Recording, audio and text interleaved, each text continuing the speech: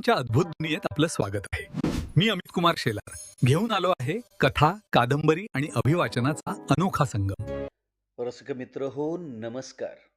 मी अमित कुमार शेलार आपणासमोर माननीय श्री जगन्नाथ शिंदे यांची कादंबरी घुंगरू आपणासमोर अभिवाचन करीत आहे. तत्पूर्वी आज आपण पहिल्यांदाच माझ्या चॅनलवरती आला असाल आणि माझा चॅनल अजून सबस्क्राईब केला नसेल तर माझा चॅनल जरूर सबस्क्राईब करा. त्याचबरोबर लाईक, आपल्या मित्रपरिवारामध्ये शेअर करा आणि त्याचबरोबर त्याच्यावरती कमेंटही करा. तर आपण ऐकत आहोत महाराष्ट्राच्या लोककलेतील मानाचा शिरपेच असणारी कला म्हणजे तमाशा, आणि या तमाशा कलेचा जागर आपण या ठिकाणी घुंगरू या कादंबरीतून करत आहोत. तर ऐकूया घुंगरू या कादंबरीचा भाग 16. श्याम लेखक होता, वग लिहित होता. कवी होता, कवनं लावण्या लिहित होता. तसा फराडा वक्ता होता. तमाशातील कलाकार यांचं नेटकं चित्र त्यानं उभं केलं होतं. त्यामुळं त्यामुळं गावातली सगळीजण भारावून गेली होती. पाटील, सरपंच, न्यायदान मंडळी, देशमुखांनी आश्रय दिलाय. ती तमासगिरी नाही, गरोदर आहे. गावोगाव डोक्यावर छप्पर नसलेल्या बाईला मुलगी म्हणून त्याने आश्रय दिलाय. मानवतेचं काम केलं आहे. समाजानं जे करायला हवं होतं तेच तेच त्याने केलंय. फार मोठं मन आहे त्यांचं. देवत्व आहे त्यांच्याजवळ. खऱ्या अर्थानं ते गावाचे मानकरी आहेत. देशमुखांना शोभेल असं काम त्यांनी केलेलं आहे. त्यात त्यात तुम्हाला गुन्हा वाटत असेल, वाईट वाटत असेल तर त्यांना तुम्ही जरूर शिक्षा करा. वाळीत टाका. दंड करा, बहिष्कार घाला. पाटील, पाटील तुम्ही गावचं मुख्य न्यायकरी. तुम्ही जे कराल ते आम्हाला मान्य असेल. शमन पाटलांना हात जोडलं. पंचायतीला हात जोडलं आणि बोलायला लागला. माझं बोलणं संपलं. इथं मला बोलण्याची तुम्ही संधी दिली. मी तुमचा ऋणी आहे. तुमचं ऋण मी कधीच कधीच विसरणार नाही. असं म्हणून श्याम खाली बसला. जयसिंगराव देशमुखांना आपल्या जावयाचा अभिमान वाटला. त्याच्या बुद्धीच्या तरुयाचा अभिमान वाटला. छाती भरून आली. आज त्यांनी सभा जिंकली होती. गाव पंचायत जिंकली होती. गावाचं नाव राखलं होतं. तमाशा आणि तमासगिरांना प्रतिष्ठा मिळवून दिली होती. अभ्यास, विचार आणि भाषण यांच्या जोरावर त्यानं उभी उभी पांढरी जिंकली होती. सर्वाहून महत्वाचं होतं ते म्हणजे जयसिंगराव देशमुखांची आबरू वाचवली होती. पण देशमुखांना राहून राहून कोडं पडत होतं. श्याम अचानक सभेला आला कसा? त्याने डोकं खाजावल्यावर त्यांना कळून चुकलं की हे काम बकुळाचं. बकुळानंच त्याला बोलवून घेतला असणार. त्यांना बकुळाचा पण अभिमान वाटला. पोरगीनं बापाचं नाव वाढवलं होतं, तसं गुणी पोरगं गाठलं होतं. लेखन, वाचन करणारा ब्राह्मण, कविता कवन करणारा लेखक, फड जिंकणारा ढोलकीवाला आणि सभा जिंकणारा वक्ता आणि आणि न्याय करणारा वकील. अशी सर्वार्थानं श्याम शिरोडकर उजवा होता. ही दोघं वाड्यावर आली. तवा तवा बकुळा जागीच होती. ती भीत-भीत पुढं आली. "अं, काय झालं आबा? काय झालं?" अगं काय होणार? हं? श्यामनं फड जिंकला. मला वाटायचं हा ढोलकीच वाजवण्यात पटाईत आहे. पण आज आज ह्यानं उभा गाव जिंकला बघ. हो, उभा गाव जिंकला. खरं? होय पुरे. उभ्या तमाशाची खानदानीच मांडली गावामोर. अगं अडाणी माणसं. अभ्यास नाही, वाचन नाही, लिहणं नाही. एक वाईट म्हणतो म्हणून दुसऱ्यानं री ओढायची. आज चांगली कुंडलीच मांडली तमाशाची याने. बकुळाला आपल्या नवऱ्याचा अभिमान वाटला. "आबा, हं, आता मला रजा द्या." श्याम म्हणला. "आता? ह्या येळेला? अरे रात किती झाली या?" "तसं नव्हं ते खरं आहे, पण तिकडं मसुराला फड चालू असेल." मला पहाटेपर्यंत तरी गेलं पाहिजे. आता ह्या वक्ताला नाही जायचं. हो. सकाळी झुंजू-मुजू होण्या अगोदर जा. पण आता नाही जायचं. बरं. श्यामला इथं बोलवायचं डोसकं कोणाचं? कुणीच काही बोललं नाही. "बकुळा, तुझी बी कमालच आहे बया." सगळेजण हसले. पहाटे श्याम उठला, अंघोळ केली. जयसिंगरावांचं दर्शन घेऊन निघणार, तोच पोलीस गाडी वाड्यासमोर उभी. पोलिसांना बघून सर्वांनाच आश्चर्य वाटलं. फौजदार जगताप पुढे झाले. "जयसिंगराव देशमुख आपणच?" "होय, मीच. काय काम काढलं?" "श्याम शिरोडकरांना ओळखता?" "अहो, माझा जावाईच त्यो." "त्याला अटक करायला आलो आहोत." "कुठं आहे तो?" श्याम पुढे झाला. मीच तो." "पण अटक कशापायी? काय केलं त्यानं?" "आमच्याऐवजी त्यालाच का विचारत नाही? हं?" "मी काय सांगणार? मी कोणताच अपराध केला नाही." "मग? मग हौसा तमास गिरणीचा खून कुणी केला?" "कोण हौसा?" श्यामनं प्रश्न केला. "सांगा." "अहो, ह्यांना हौसा कोण आहे ते?" "मिस्टर श्याम, तुमच्या फडातील हौसा, हौसा नाना परब." "काय? तिचा खून झाला?" "हे तुला माहीत नसेलच." "अ, हो, मला कसं माहीत असणार? रात्रीपासून मी तर इथंच आहे." "तसे पुरावे पण निर्माण केले असतील." "अट्टल गुन्हेगार निर्दोष सुटावे असे पुरावे निर्माण करूनच गुन्हे करतात." "फौजदार साहेब, शुद्धीवर आहे ना तुम्ही?" जयसिंगराव कडाडले. "ओ, कायद्याच्या कामात अरेरावी करू नका." "मग आपण बी कायद्याप्रमाणे वागा." "अहो, अट्टल गुन्हेगार कोणाला म्हणता? या शामरावांना? हं? सांगता एखादा यामागचा गुन्हा?" जगताप गप्प झाले. "फौजदार साहेब, आम्ही देशमुख आहोत. लय उन्हाळं, पावसाळं पाहिली ती. बोलताना बाईजवार बोलावं. खाक्या कपड्याची आबरू राखावी. माज येऊ देऊ नाही."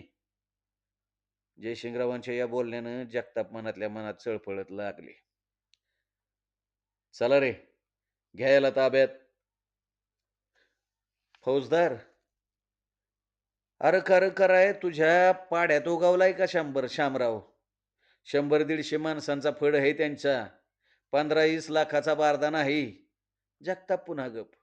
मग श्यामच म्हणला, "आबा, मी यांच्याबरोबर जातो. तुम्ही काळजी करू नका. त्यांचा काहीतरी घोटाळा झालाय. मी पाहतो स्वतः." बकुळाच्या डोळ्याला धारा लागल्या होत्या. "बकुळा, तू रडू नको. तुला माहित आहे मी निर्दोष आहे.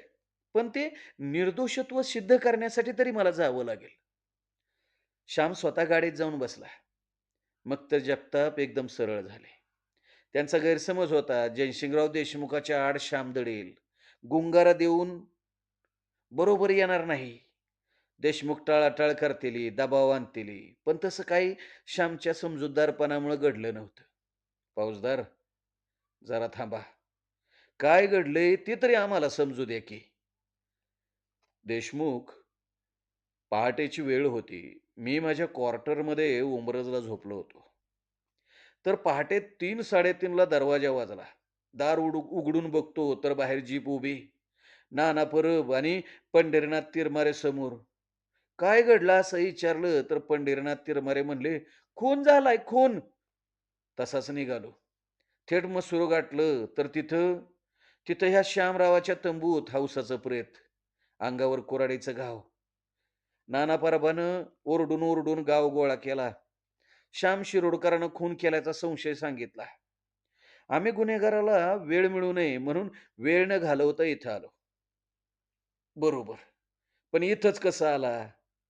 नाना परबानं सांगितलं. म्हणला, "तो कुडाळच्या देशमुखाकडे असेल." त्याच्या माईला त्याच्या, हां? चांगला अरबी गोडाच लावतो त्याला. जयसिंगराव म्हणला, काय म्हणाला?" "तुम्हाला नाही जावा तुम्ही.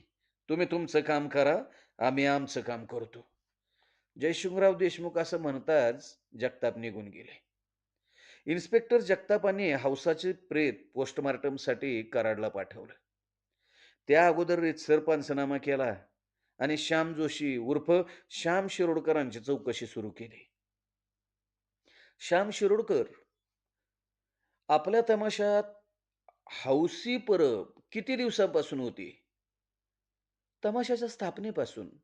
म्हणजे नेमके किती महिने? किती वर्ष? साधारणतः 5 महिने झाले असतील. तिचा मालक नाना परब, तोही होता. दोघंही पहिल्यापासून होते. पण पुढे नाना परब निघून गेले. का? त्याची माझ्याशी स्पर्धा होती. असं त्यानं कारण सांगितलं असलं तरी माझ्या माहितीप्रमाणे तो फितवला गेला होता. कोणी फितवला असेल असं तुम्हाला वाटतं? पंढरीनाथ तिरमारे यानं. हां, आय सी. हा पंढरीनाथ तिरमारे कोण?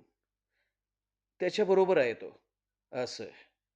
या पंढरीनाथाचं तुमच्याशी वैमनस्य आहे.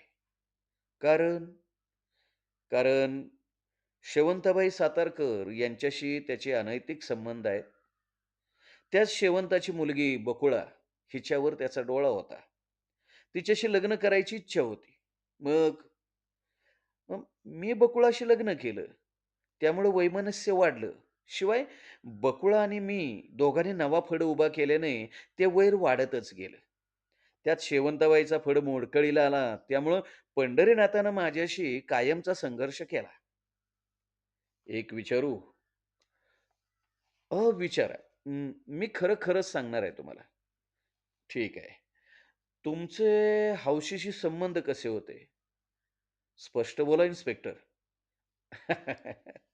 स्पष्ट बोलतो. हौसी रखेली होती तुमची? हे तुम्हाला नाना परबानं सांगितलं? मला कोणी सांगितलं हे महत्वाचं नाही. तुमचा जबाब महत्वाचा आहे. अहो, किडं पडतील त्या नाना परबाच्या तोंडाला. हे माझ्या प्रश्नाचं उत्तर नाही साहेब. तर मग मी शपथपूर्वक सांगतो, हौशी मला बहिणीसारखी होती हो.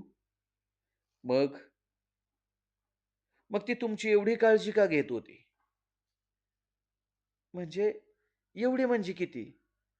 तुमचं जेवण-खाण ती पाहायची. रात्री उशिरापर्यंत तुमच्या तंबूत असायची. साहेब, साहेब अहो प्रेयसी लफड्याशिवाय दुसरी नातीच नसतात का साहेब? हं? पण तीच तुमची सेवा का करत होती? अहो साहेब, बकुळा गरोदर असल्यानं कुडाळला गेली होती. म्हणून. बकुळा कुडाळला गेली याचा फायदा तुम्ही घेतला. इन्स्पेक्टर, तिच्या नवऱ्याला तुम्ही तमाशातनं काढलं. मी काढलं नाही. ते स्वतः गेले हो. रोज रात्री ती तुमच्या तंबूत झोपा येत असे. खोटं आहे ते. मग मग प्रेत तुमच्या तंबूत कसं काय? श्याम काही वेळ निरुत्तर झाला आणि म्हणाला, "इन्स्पेक्टर साहेब, काल रात्री मी कुडाळला गेलो होतो. इकडं काय घडलंय ते मला माहीत नाही. कुडाळला कुणाबरोबर गेला होता? एकटाच. कशासाठी? बकुळानं बोलवलं होतं म्हणून. नाही, नाही. तुम्ही रात्री उशिरा खून करून कुडाळला गेला. नाही साहेब हो. श्याम जोशी, आपण लक्षात घ्या, आपण आम्हाला फसवण्याचा प्रयत्न करीत आहात. पण आम्ही तुम्हाला चांगले ओळखून आहोत.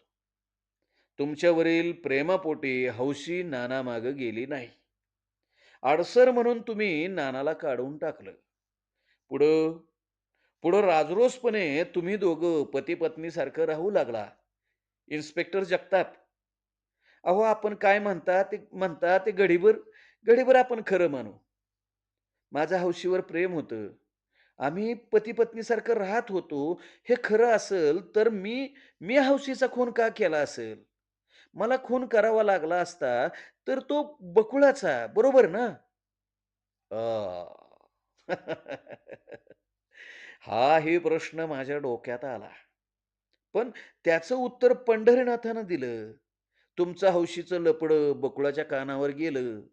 तिनं फडातून तुम्हाला काढून टाकायचं ठरवलं. देशमुखाने तुम्हाला जीवाची भीती घातली. तुम्ही वैफल्यग्रस्त स्थितीत हौसीचा खून केला. काय?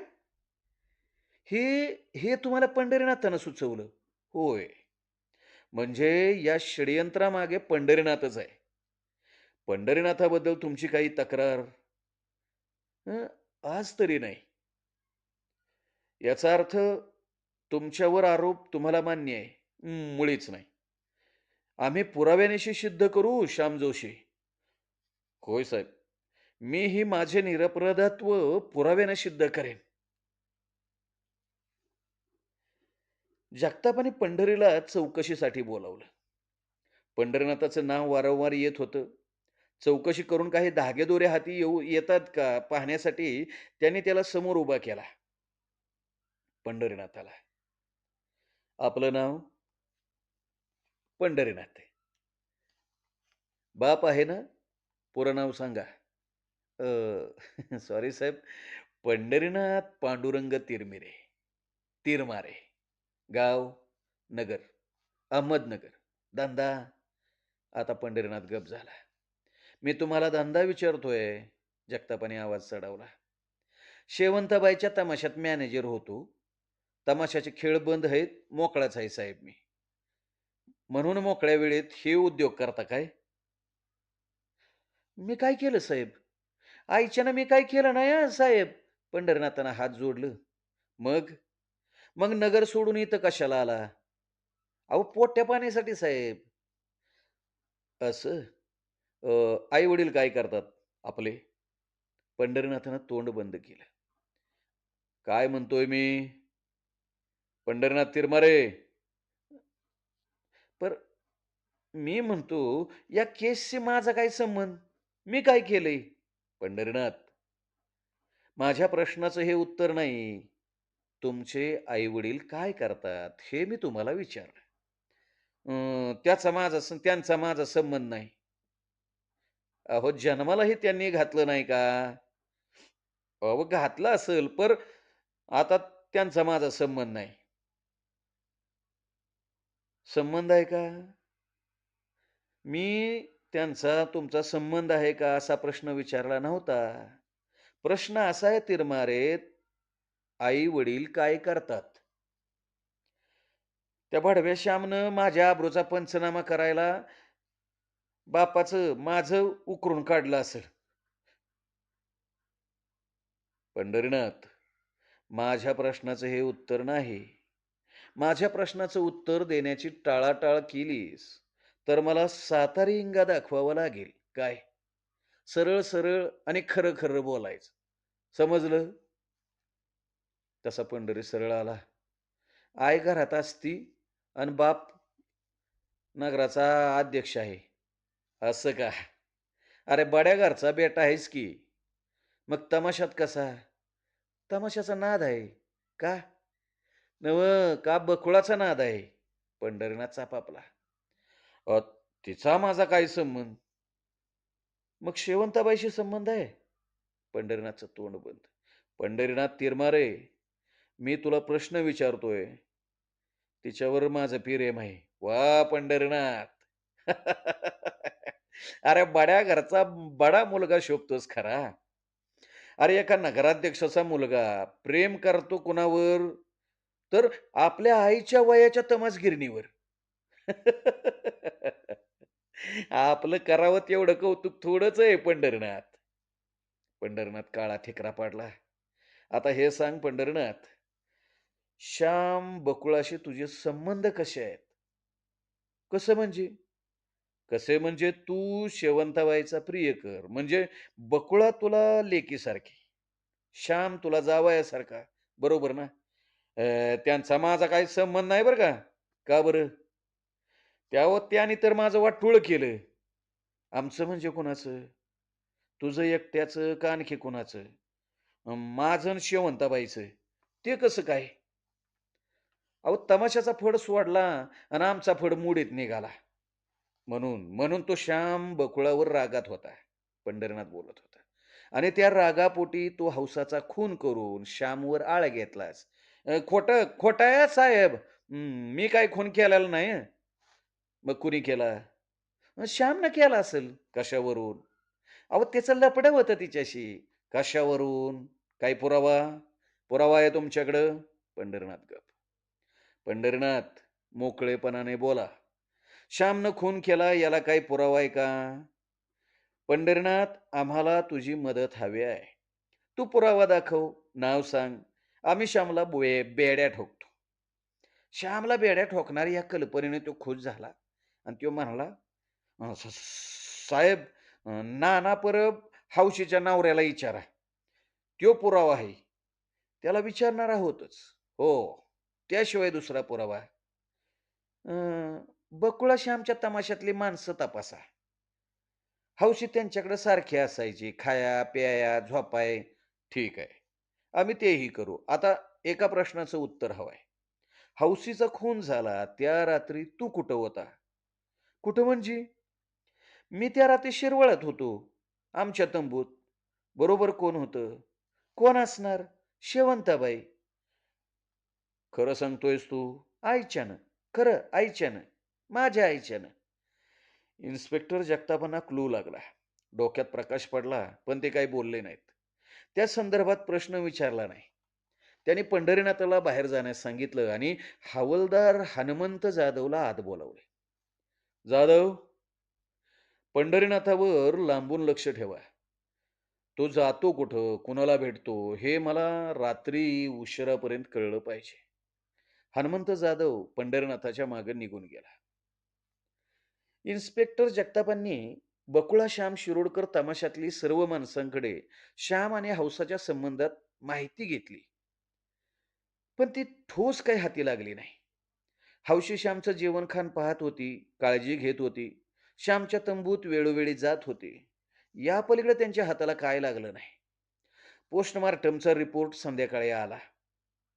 कुऱ्हाडीसारख्या तीक्ष्ण हत्यारानं वार केले. डोक्यावर वार झाल्याने कवटी फुटली होती. छातीवर वार झाल्याने बरगडी मोडून थेट थेट काळजात जखम झाली होती. त्यामुळं हौसाला हालचाल सुद्धा करण्यास संधी मिळाली नव्हती. अंगावरील चादर एकूण दोन ठिकाणी दोन ठिकाणी फाटली होती. इकडं जयसिंगराव देशमुखांनी थेट मल्हारराव होळकर या कायदे पंडिताचा बंगला गाठला. ॲडव्होकेट होळकर हे निष्णात कायदे पंडित. आजवर त्यांनी अनेक खुनांच्या केसेस आपल्या बुद्धी कौशल्याच्या जोरावर जिंकल्या होत्या. जयसिंगरावांनी घडला वृत्तांत थोडक्यात होळकरांना सांगितला. सर्व ऐकून घेतल्यावर त्यांनी प्रश्न केला. श्याम शिरोडकर कुडाळला किती वाजता आला? तेव्हा बघा आमची गावची बैठक चालली होती. नाही, मी तेच म्हणतोय. रात्री किती वाजता? 1 वाजला असेल बघा. ठीक आहे. 1 वाजल्यापासून तो तिथं किती वेळ होता? अहो सकाळ होईस्तोवर. नाही, नाही, नाही, नाही. सभेत किती वेळ होता? चांगला 2-2:30 वाजेपर्यंत होता की.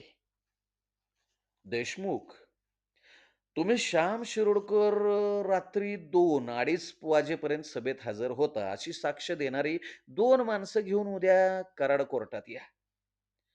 होळकरांनी असं सांगून पण जयसिंगराव तिथंच बसून राहिले. जयसिंगराव देशमुख, काही अडचण? नाही, वकील साहेब, लागल तेवढा पैकावता मी तयार आहे बरं का. पर पर तुम्ही श्यामला सोडवा. हो, हो. श्यामला सोडवा. जयसिंगरावांच्या डोळ्यात पाणी आलं. देशमुखराव, तुम्ही काळजी करू नका. जावा. जावा तुम्ही. जयसिंगराव बाहेर पडले. दुसऱ्या दिवशी जगतापांनी श्यामला कराड कोर्टात हजर केलं. त्या ठिकाणी ॲडव्होकेट होळकरांनी युक्तिवाद केला. श्याम घटना घडली त्या प्रसंगी कुडाळात होता हे पुराव्यासह स्पष्ट केलं. परंतु सरकारी वकील आनंदराव यांनी आरोपी फिरस्त आहे. रोज नवे गाव पाहणार आहे. गुन्हा त्याच्या राहोटीत घडलेला आहे. खून करताना वापरलेलं शस्त्र अजून सापडलेलं नाही. पोलीस तपास अजून पूर्ण झालेला नाही.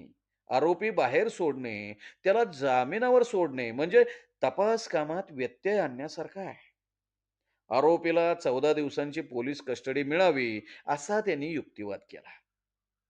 त्यावर ॲडव्होकेट होळकर आणि श्याम शिरोडकर हा तमाशा व्यावसायिक आहे. तमाशातली महत्त्वाची भूमिका त्याच्यावर आहे. त्याला पोलीस कस्टडीत ठेवलं तर त्याचं फार मोठं नुकसान होणार आहे. त्याला जामिनावर सोडण्यात यावं, असा युक्तिवाद केला.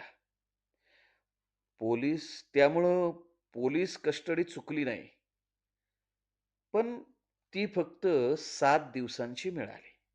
हो, 7 दिवसांची.